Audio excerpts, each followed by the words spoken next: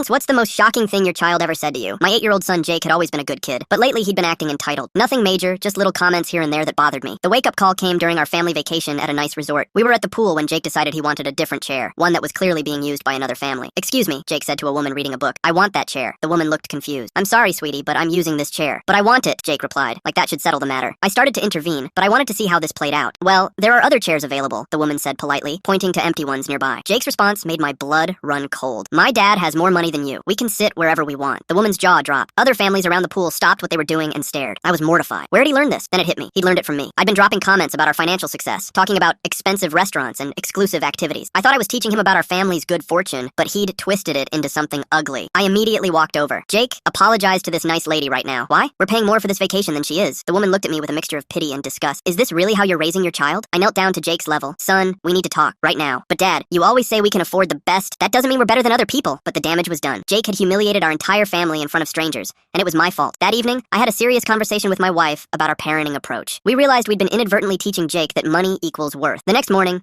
I took Jake aside. "Son, yesterday you were very rude to that lady at the pool, but we do have more money," he protested. "That doesn't matter. Having money doesn't make us more important than anyone else." "Then why do you always talk about how much things cost?" His question stopped me cold. He was right. I had been doing that. "Because I was wrong to do that. From now on, we're going to focus on being kind to people, not on how much money we have." Jake looked confused. "So we can't tell people we're rich? We're not going to talk about money at all. We're going to focus on being good people." I decided to put this into practice immediately. We went back to the pool and found the woman from yesterday. "Excuse me," I said. "My son has something he'd like to say." Jake looked uncomfortable but spoke up. "I'm sorry I was rude yesterday. I shouldn't have said those things." The woman smiled. "Thank you for apologizing, Jake. That takes courage." Then I did something that surprised everyone, including myself. "Would you and your family like to join us for dinner tonight? Our treat." Jake looked shocked. "Dad, why are we paying for their dinner?" "Because being generous is more important than having money." That dinner turned out to be one of the best nights of our vacation. The woman's family was wonderful, and Jake learned that you don't need to compare bank accounts to enjoy someone's company. On the plane ride home, Jake asked, "Dad, are we still rich?" "Yes, son, but now we're going to use our money to help others, not to make ourselves feel superior. Can we start by buying ice cream for everyone on this plane?" I laughed. "Let's start smaller and work our way up." 6 months later, Jake volunteers at a local food bank with us every weekend. When people thank him for helping, he never mentions that we donated money. He just says he's happy to help. Sometimes the most important lessons come from your children showing you who you've accidentally become.